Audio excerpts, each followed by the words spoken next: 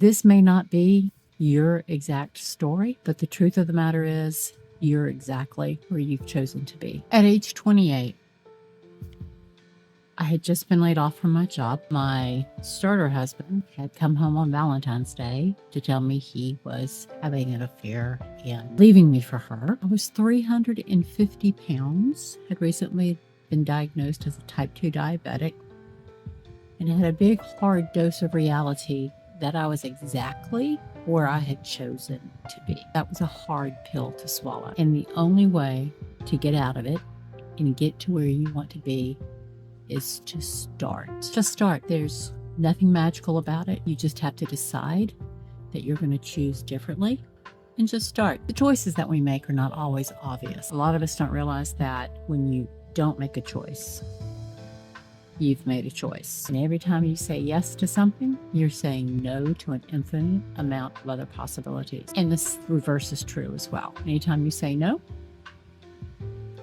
you're saying yes to something else, which may or may not be the best choice for you. Some of my choices were obvious. I chose poorly when it came to my starter husband. I knew during the dating years that he was not true, but made excuses for him. That's neither here nor there. Other choices were very obvious. I chose to pick back up smoking as part of my self-hatred, or I'll show you. I picked it back up and I went back to professional status with 2 packs of cigarettes a day. I did make some better choices. I realized that I needed to feel better about myself regardless of how my marriage ended up. So I walked into a step aerobics class one day at 350 pounds. I had nothing to work out in but a loose-fitting t-shirt, and it was over a size 26, 28, and a pair of knit pants, and thought I was going to die. There were some really kind strangers in that workout room that told me not to sit down when I felt like I couldn't keep on. Basically, what I learned that day is that I kept going back. That was the hardest it would ever be. And that was in my early 30s. I'm human. I started multiple times since then. From the commitment to better health in my early 30s, I went into a season of, I had lost about 100 pounds, so 350 to about 250, 260. I started creeping back up. Smoking was more. Finally, about, I guess, age, and I was avoiding my doctor. I was making the choice not to face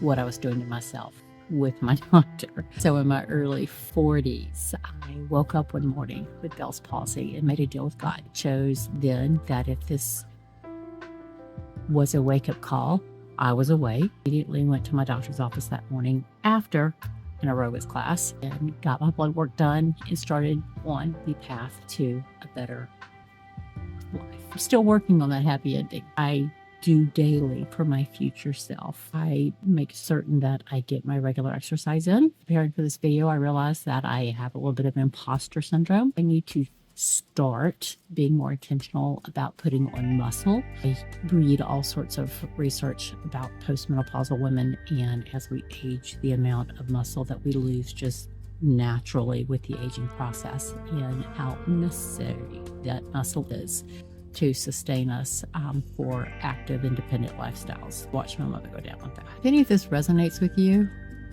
if you've started several times, it's never too late. You can always start fresh. All you have to do, I'm sorry that was a wasp, is decide and take action. Just start. You won't be able to unring a bell. Once you see what your choices are doing and how they're leading you, you won't ever be able to sit by and just make the same choices without realizing that you are choosing to stay where you are. The only way to get out of where you are into where you want to be is to choose something different. As a woman in her 50s, there are more sunsets behind me than sunrises in front of me. But that doesn't mean I don't start what my next goal is, continuing on with my current goals. I love technology. I love learning about, I'm currently diving into seeing how AI can impact my video editing. There's all sorts of things I want to start. There's activities that I've been holding off until retirement to begin. I'm not going to do that anymore. I'm going to start.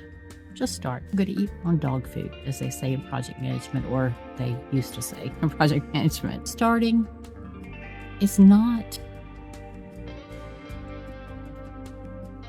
Starting is not about having it all together. It's not about knowing exactly how to get it done.